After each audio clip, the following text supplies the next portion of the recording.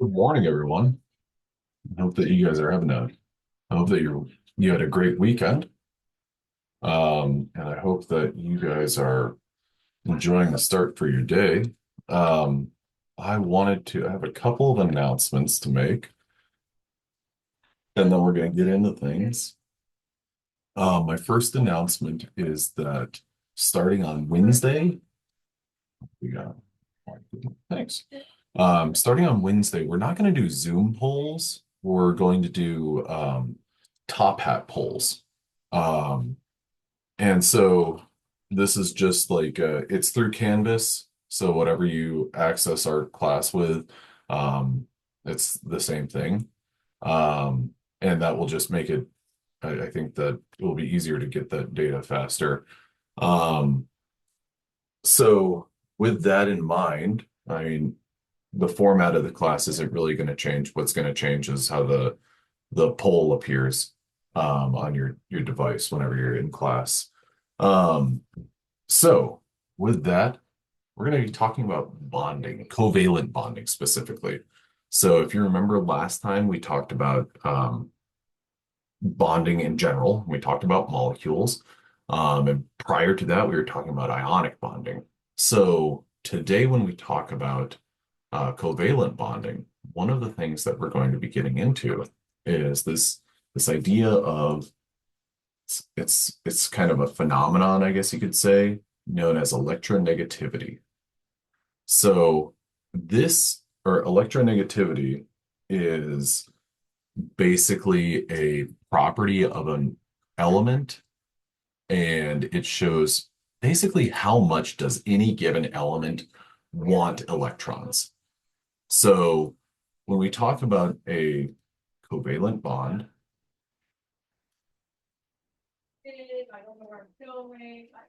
we're talking about two atoms, X and X, and they both share electrons. So this single bond here represents them sharing, well, they each bring one electron in, so they're sharing two electrons. Now, what that means is that, molecule, I'm going to change it from X. I'm going to say molecule X and Y. Um, Molecule X and Y, they both bring electrons to the party, but one of them might want those electrons a little bit more. And so if Y wants electrons more than X, that means that Y is more electronegative.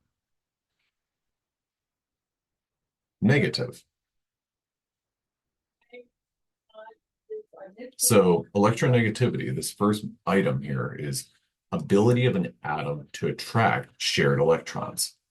Now, when we look at this table right here, this is the periodic table, and every single element in here has an electronegativity assigned to it. And it's this number that's really small right here. Now, what I want you to know right off the bat is I want you to know the extremes. Fluorine, F, is the most electronegative element. Down here in the lower left, francium. Francium is the least electronegative element. So what that means is that francium, whenever it gives electrons to something else, it's like, yeah, we'll share this, but not really. I mean, they're basically yours. So it's kind of like how my brother loaned me one of his bikes, but we're not really sharing it. Um, I'm not going to, we both kind of know that.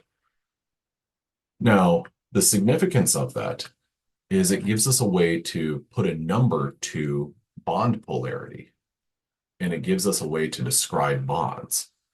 So we talked about an ionic bond, and would anyone care to add to the chat? Not everyone has to do this, but would anyone care to add to the chat, like, what happens to an electron in an ionic bond? Is it shared or is it given away?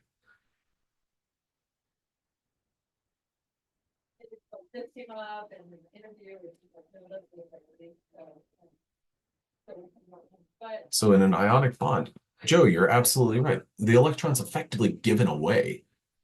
And we kind of operate on this idea that, well, a metal ion or a metal atom and a non-metal atom, what they do is they kind of um, donate electrons to a non-metal and that they form an ionic compound, like with sodium chloride, Na and Cl. Sodium gives up an electron and chlorine gladly accepts it. Now, when it comes to like putting a number to that, what we can say is that the electronegativity difference between these elements is greater than 2. So we can define an ionic bond when the electronegativity difference between these elements is greater than 2. So when we look at this, for instance, sodium is 0.9, Cl is 3. We take 3.0 and subtract 0.9, and it equals 2.1. So we can say, okay, well, when sodium and chlorine get together, their electronegativity difference is more than 2. Therefore, it is an ionic bond. Now, we also have a way of clarifying whenever the electronegativity difference is not that great. We can say that it is nonpolar covalent, and we can say that a bond is polar covalent. So when we talk about equal sharing of electrons, or whenever two atoms are really sharing electrons, we call that a covalent bond. But we can clarify it a little bit. And we can say that that bond is nonpolar or polar. So a nonpolar bond is when electrons are shared equally. Another way of putting that is looking at the electronegativity difference and say that it is less than 0.5. Now, before I move forward with this, one thing that I want you to know is I am always going to give you electronegativity values. This is not a number that I expect you to commit to memory or anything of that nature. Instead, I want you to know, well, a non-polar covalent is when the electronegativity difference is less than 0.5. A polar covalent bond is when the electronegativity difference is between 0.5 and 2. And then ionic is whenever the electronegativity difference is anything greater than 2. So basically, we can look at bonds and we can kind of define them 3 different ways. We can say that a bond is, I'm going to label this as NC, non-polar covalent. I'll put a parentheses here, NC. And then number 2, PC, or polar covalent. And then third option is I, an ionic bond. And this is, you could also kind of describe this as shared, and then kind of arrange to, well, barely shared slash given away. Away.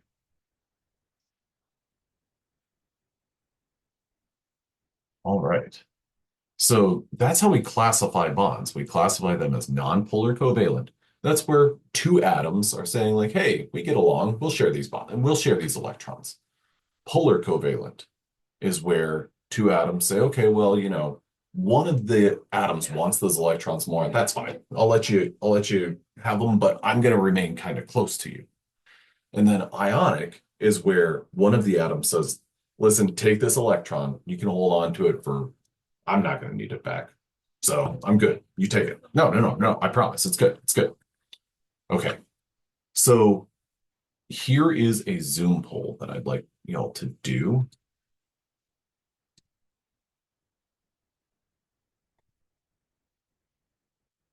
Sure. I'll keep the Zoom poll up. Um, so a nonpolar covalent is where the two atoms basically they're happy sharing them equally. A polar covalent bond is where One of those atoms is like, hey, you can have the electrons, but I'm going to stay close. And then ionic is where one of the atoms says, take the electrons. Don't want them, don't need them. You got it. No, no, go over there. I don't need them. Basically, never going to see them again. So we have nonpolar covalent, polar covalent, and then ionic.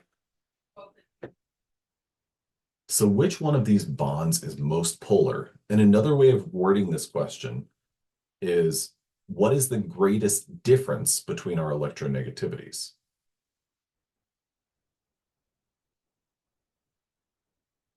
So how, when we look at these numbers, we've got,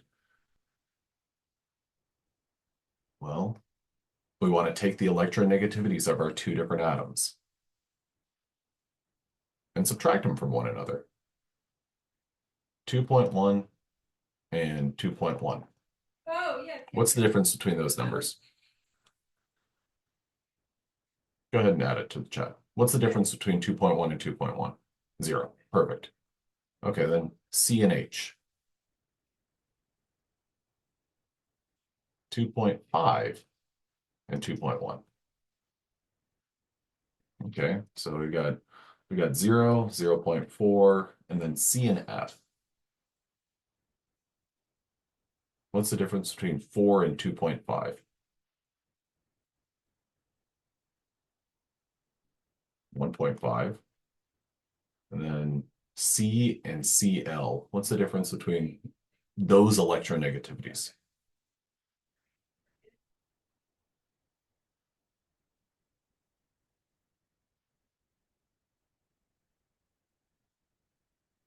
0.5. You're absolutely right. Okay, does anyone need any more time on this question? We've got 65 people in here. 43 people have answered it. You can go ahead and end the poll and share the results. So the majority of you answered C. You're absolutely right. I think there were 11 people who answered A. About 10 of those people answered in the first 5 seconds that the poll was up. And they answered just in a very short period of time. So I think that they were just like, A, done. And same with, I actually saw like A, B, and C all got a lot of answers very quickly. What we're trying to do here, we've got a spectrum. We've got a range from least polar to most polar.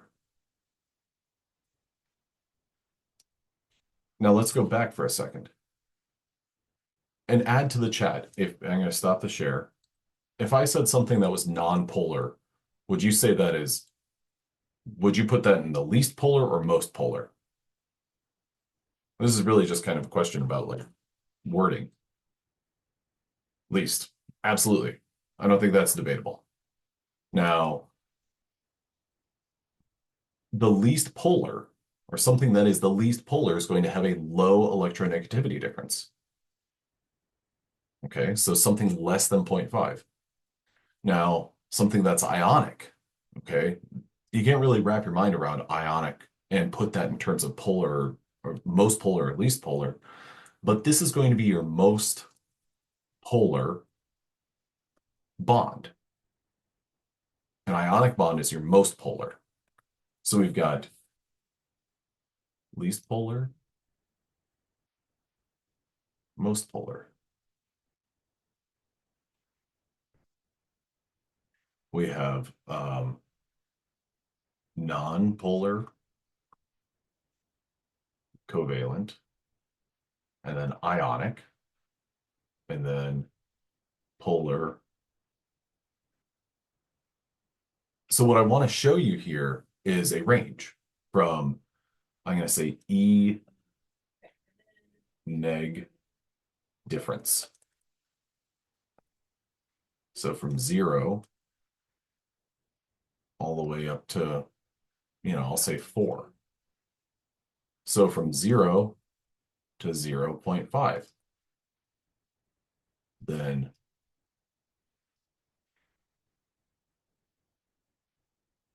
now that's kind of the number line that I want you to think about. If your molecule has an electronegativity difference of less than 0.5, then it is going to be here. It is going to be your non-polar covalent bond. If a molecule, let me erase some of my other markings.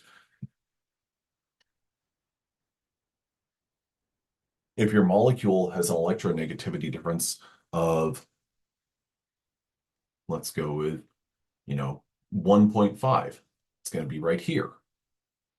And then if your molecule has a electronegativity difference of greater than 2, it's going to be polar. Okay. Now, what I'd like you to do as an exercise here is looking at these molecules. And again, not everyone has to do this, but I think that it's a good idea. Let's come up with some combinations of, let's go with metals and nonmetals. Let's come up with some combinations of a metal and a nonmetal where the electronegativity difference is greater than 2. Add it to the chat whenever you got one.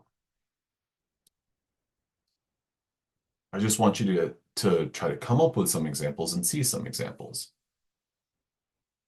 So if I had, let's say, N and K. Yeah, I like it. Perfect. A bond between nitrogen and potassium.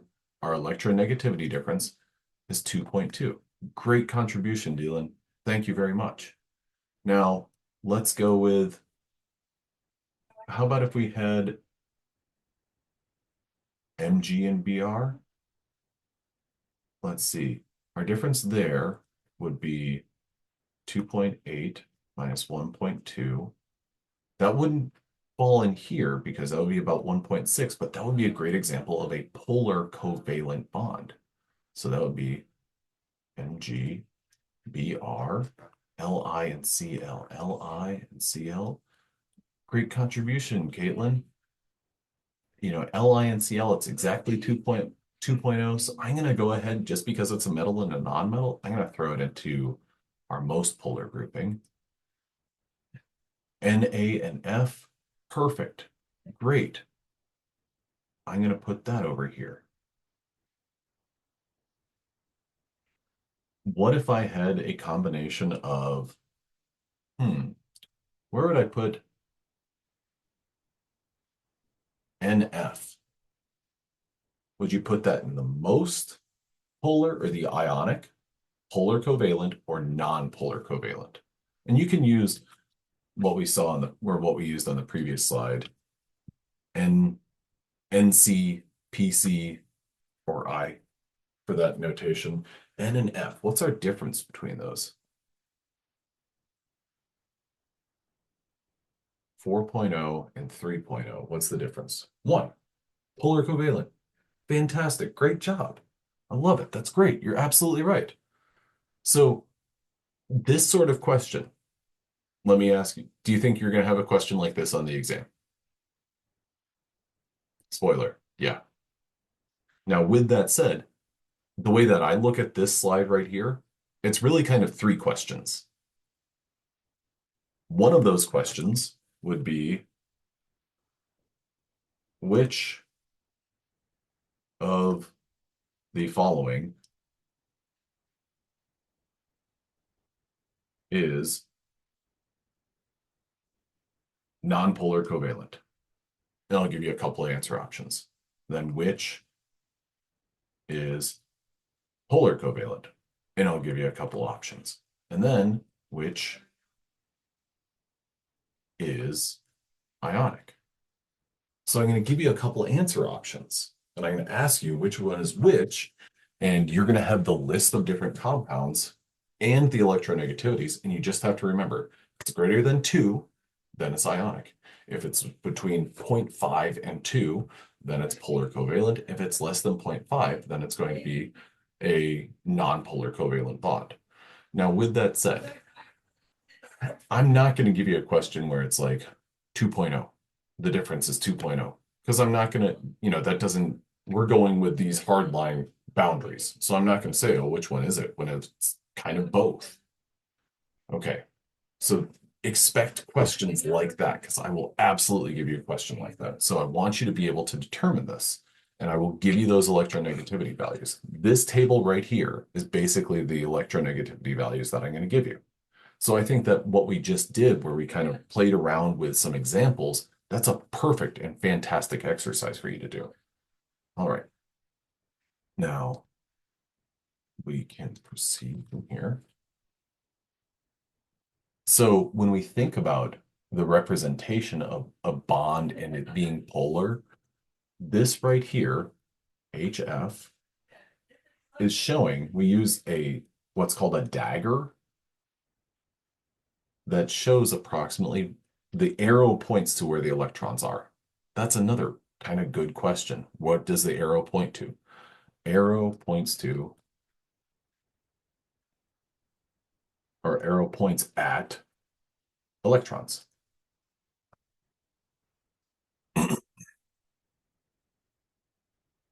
Now, with that said, we can use this.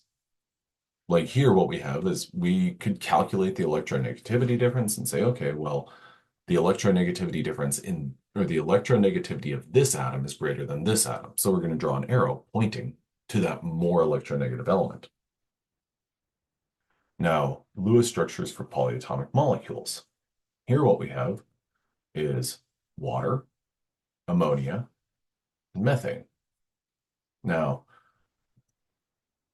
if we were to apply that dagger notation, it would look a little bit like this, because oxygen is our more electronegative element. Now, is that something that I expect you to have memorized? No. Is that something I know because I've drawn this molecule for oh, quite some time? Yes. Same thing goes here. We've got an arrow or a dagger pointing towards our more electronegative element. Now, when you get something like this, well, you've got four daggers. Okay. And they're all pointing towards our more electronegative element. What this also tells us is that we have a couple of atoms and they are very likely to form a certain number of bonds, which is also illustrated here. Beryllium likes to form 2 bonds. Boron likes to form 3 bonds. Carbon and silicon, 4 bonds. Okay, so it's almost like we have a trend. Beryllium, boron, and carbon are in rows 2, 3, and 4, respectively. They like to form 2 bonds, 3 bonds, and 4 bonds. Now, when it comes to our halogens, like fluorine, fluorine likes to form 1 bond. This also goes back to the number of um,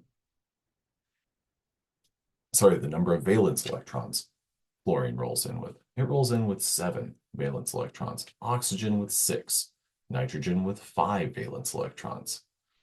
Remember the octet rule that these different atoms like to get 8 valence electrons. Well, if fluorine likes to, or sorry, if fluorine likes to have a complete octet and have 8 valence electrons, but it only brings 7, what is it going to have to do? It's going to either have to accept an electron from another atom or share. Those are the 2 options that fluorine has. It can either share an electron or accept it from something else. And as a result, it's going to share or accept 1 additional electron so that it can form 1 bond.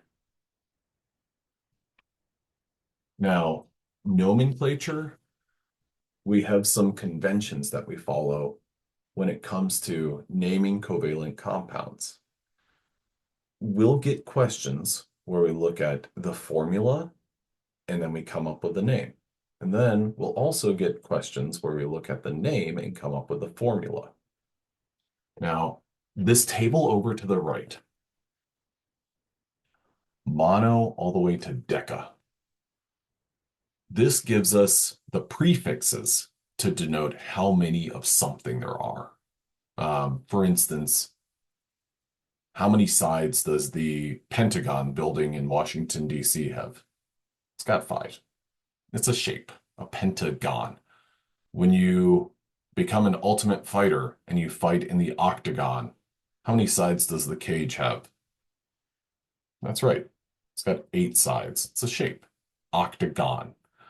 Now, we don't have the GON suffix, but we do use the mono, di, tri, tetra, and so on prefixes to denote how many of an atom there are. So when we look at a compound like CO, CO is something that everyone should be kind of aware of and not necessarily nervous about, but they should be aware of it because it's a very hazardous gas and it can be fatal if inhaled at a high concentration. Carbon monoxide, well, that's one carbon and one oxygen. Okay. Now, it's carbon monoxide. Okay, let's look at these three names and try to come up with a rule. I'm asking, did we use the prefix for carbon? Did we say yes or no? Do we use the prefix for carbon in this compound?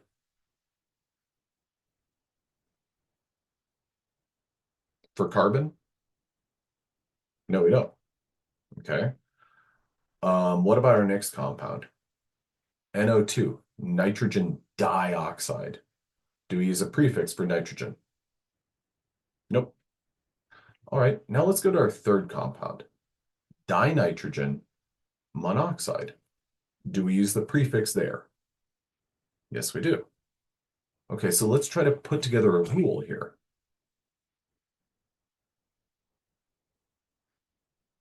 If the first atom has only one of it, I'll say, we do not use the prefix.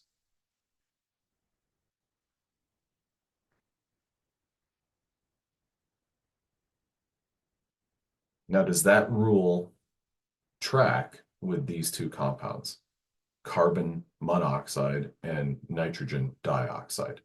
Our first atom is carbon and nitrogen, respectively. We don't say monocarbon monoxide or mononitrogen dioxide. We can lead with just that element. So we can say carbon monoxide, nitrogen dioxide. But if we've got more than one of that first atom, do we use the prefix?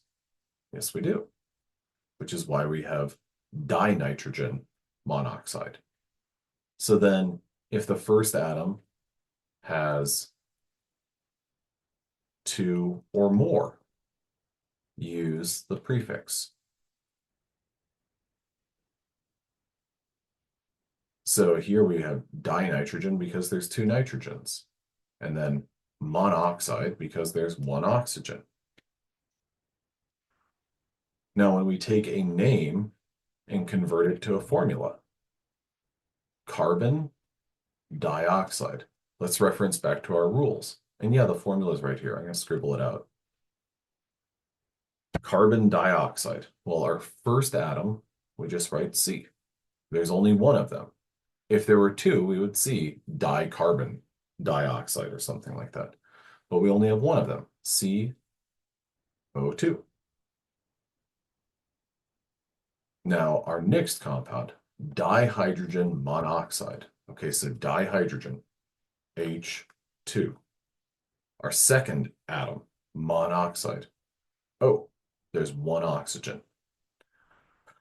Dihydrogen monoxide. Well, that's just water. Oh, sorry. So that's just water. That's all there is to that. What if I were to come up with P4 O3? What would be our prefix that we would use for this first substance? add it to the chat.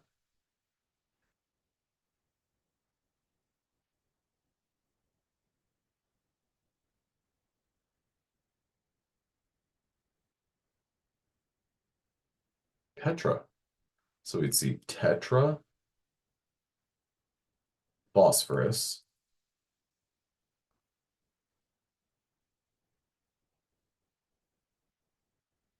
and then what would be the remainder of that? Tri, absolutely. Trioxide. So basically the rule is, or the unique rule is this right here. The first atom, if there's only one of them, we're not using the prefix. If there's more than one of them, then we use the prefix.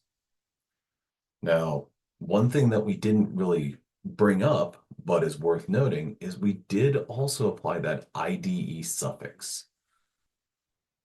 So we did kind of do that on the fly. We didn't say tetraphosphorus trioxygen. Instead, we use IDE suffix.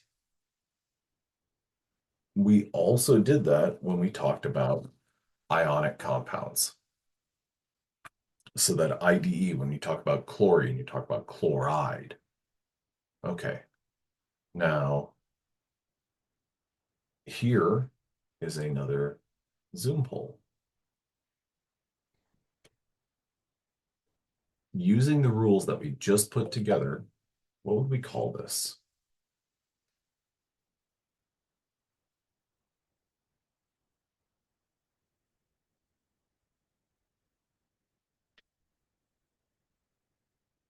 You might have to look at the periodic table, or it might be worth it to look at the periodic table for this.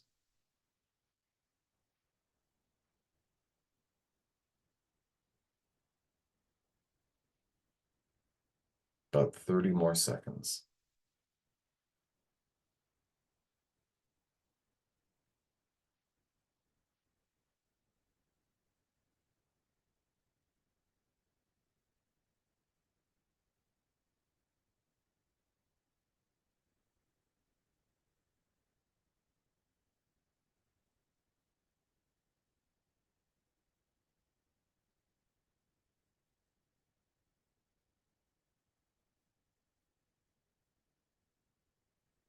Okay, I'm going to go ahead and end the poll right there. So the most popular answer was answer C. The least popular answers were A and D. Okay. So that to me, looking at A and D as the least popular answers, that's pretty awesome. Because what you did was you saw trichloride, and you said, okay, well, the three must follow the Cl. So that's why we had B and C as our best answers. So I think that the people who answered B and C, they saw that trichloride and said, okay, boom. And I would imagine this is usually the case, but some folks, I know whenever I've done polls, I press the answer and then, oh crap, I gotta, or excuse my language, but oopsies, I gotta correct that. Okay, so trichloride, Cl3. The other substance is phosphorus. Okay, so this is one that if you weren't looking at the periodic table at the moment, you might have overlooked that phosphorus, but it is PCl3. Okay, so good job, phosphorus trichloride. Now, with that in mind, we've got some other compounds. These are known as polyatomic ions. You do not need to memorize these. You do not have to know the names of these molecules, or you do not have to memorize these molecules, but I want you to be aware of them because you will see them from time to time. Whenever there is a necessary question, or whenever there's a question that relates to the polyatomic ions, I will always include this list in the question so that you have it. I'll include this as a graphic so you can look back at it. And what I'm going to do is basically include this all the way down to this.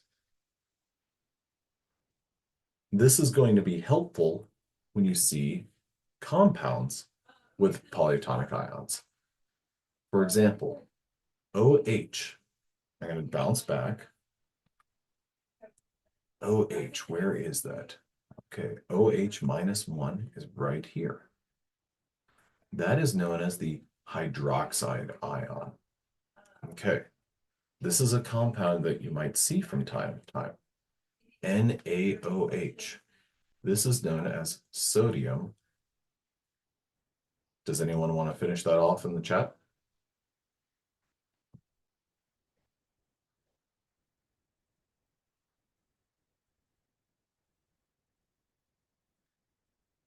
Hydroxide. Very close, Caitlin. Hydroxide. Okay. So now what we've got is this compound that's NH4NO3. Now, it might be tempting to say, oh, NH4, that's nitrogen tetrahydrogen. Oh man, you might look at NO3 and say, okay, that's nitrogen trioxide. But both of these compounds have specific names, more common names. NH4 is known as ammonium. And then NO3 is nitrate. Now, I'm not going to toggle back and forth, but if you saw this compound, and feel free to add to the chat, what would you call that compound based on this table?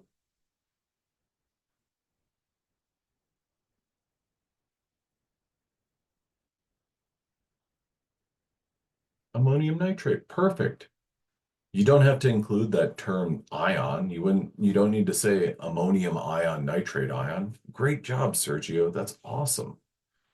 Now, if I gave you, let's go with this, the name for the compound, ammonium chloride.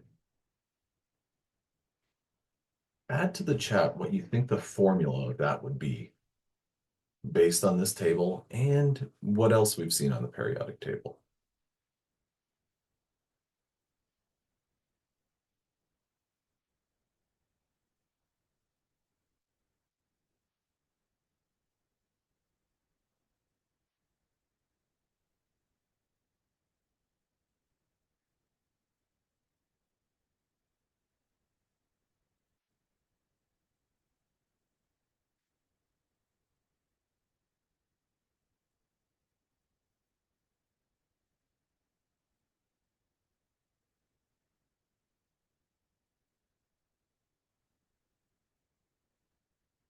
So close.